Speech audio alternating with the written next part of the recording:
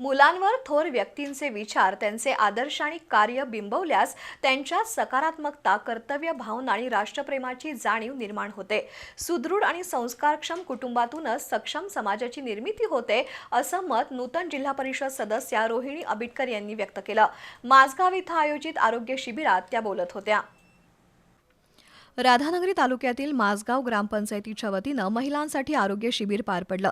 कार्यक्रमाच्या प्रमुख पाहुण्या नूतन जिल्हा परिषद सदस्य रोहिणी अबिटकर यांच्या उपस्थितीत शिबिर झालं.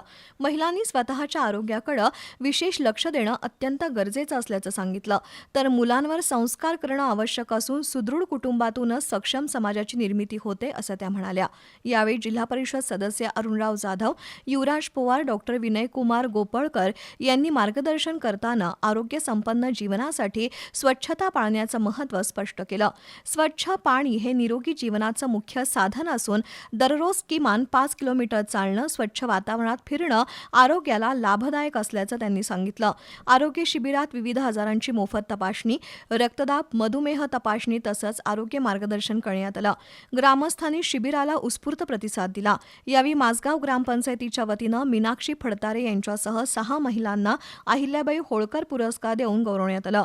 कार्यक्रमाला सरपंच विद्याराणी पवार, सुनील किरुळकर, कल्याणराव निकम, मंगल कांबळे, अशोकराव फराकटे, युवराज पवार, अक्षय पाटील, अरविंद पाटील, बळवंत एटाळे, ग्रामपंचायत सदस्य, आरोग्य विभागाचे अधिकारी, आशा सेविका, अंगणवाडी सेविका आणि ग्रामस्थ उपस्थित होते.